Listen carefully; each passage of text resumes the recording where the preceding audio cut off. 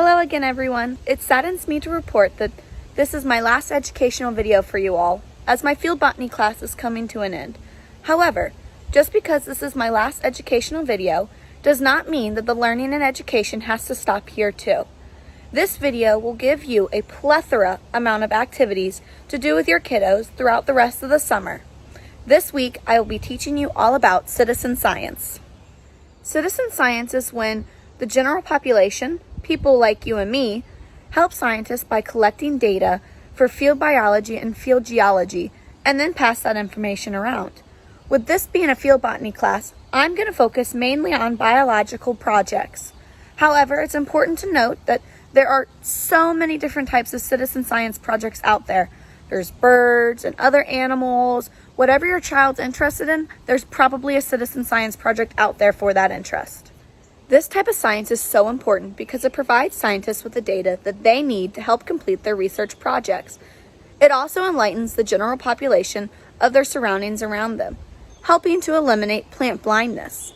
Plant blindness is when you are so unaware of your surroundings that you don't even realize that there are different types of species of plants growing around you. So, by getting involved in projects like these, not only are you opening your eyes to the world around you, you're also making scientific contributions. Today, I'm going to briefly show you two great resources that you can use for your citizen science projects. The first one is an app that you can download onto your smartphone or tablet called iNaturalist. iNaturalist is really focused on the phenology, which is the study of when plants bloom, and the biodiversity, which is looking at how many different species are growing or living in a particular habitat around you. The other one I'm going to show you is a website called scistarter.org. Let's start with iNaturalist. As you can see, this is iNaturalist here on my home screen. Once you open it, it's going to take you to your specific home page. Here's mine. But before I explain my home page, I want to show you how to join a group. You're going to hit More and then Projects. And you'll see that I'm already a part of the Ohio Wildflowers group. But you're going to want to search nearby, and you'll see everything that's there. And you can also search what's featured or search a keyword. Once you do that and join a project, you're going to want to upload something. But let's first take a look here at my toad shade, for instance. My toad shade is considered research quality or research grade because it has been verified by 2 other people, as you can see here in the comments section. That's how something becomes research quality. But I want to show you 1 of 2 ways that you can upload a picture to your project. You can do it by taking the picture or uploading one from your camera roll. We're going to upload a picture of a spring beauty from my field botany camera roll section. Let's scroll through and find it. There it is. There's our spring beauty. So we're going to hit next. And once we do that, it's going to pull up all of this information about location, which is all needed for it to be considered research grade. But say you don't know what it is. We're going to click here, and it's going to give us a suggestion about what its name is. It tells us that it is probably a spring beauty, but say we don't know if it's a Virginia or a Carolina. We're going to hit the information button, and it's going to pull up another page. You'll see where it's located and a bunch of different pictures.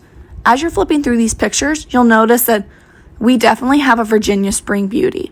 So we're going to select it.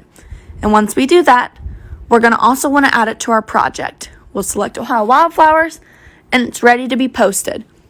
Now, it's going to sync to your profile, which can take several minutes to do sometimes. But once it's uploaded, it should also be uploaded into your groups that you have chosen to post it to. Let's see the Ohio Wildflowers here. And there it is. There is our Virginia Spring Beauty uploaded to our group. Now that you know the basics of iNaturalist and how it works, I'm going to leave it to you to explore and find out all the fun little details that it can do. Let's move on to scistarter.org. So as you can see, this is scistarter.org, and as we scroll through, you can see that there are projects that are featured and that we can search by keyword or topic, or even do online only if it's been raining like it has been crazily here in Cincinnati. But we're going to search by topic. And as you scroll through here, you can see that there are so many different types of citizen science projects that you can do. With this being a field botany class, we're going to focus on biology. So let's sort it by biology projects. So it's going to load, and as you see here, you can search by a phrase, different types of projects, or age group, which is nice if you have young children. But we're going to scroll through here and see the different projects that are offered near Cincinnati or in the region or in the United States here. And as we scroll, we're going to see that there's one up here about the bee, the backyard beetle. But as we get here, we're going to click on Mission Monarch. We're going to look at this one. And as you see that there's the goal and the task that they're trying to accomplish. There's a map. Let's view this map. See, it's located in the United States. It gives the description, what it would cost, if there would be a cost for this project, the materials you need, and there's those age groups that we talked about. But we're going to go ahead and go to Mission Monarch's website. Yes, I know I'm leaving SciStarter. And it's going to load, and this will bring up everything that we would need to be a part of this citizen science project. These are just 2 great resources that I have chosen to select, but there are so many different ones out there that you can use.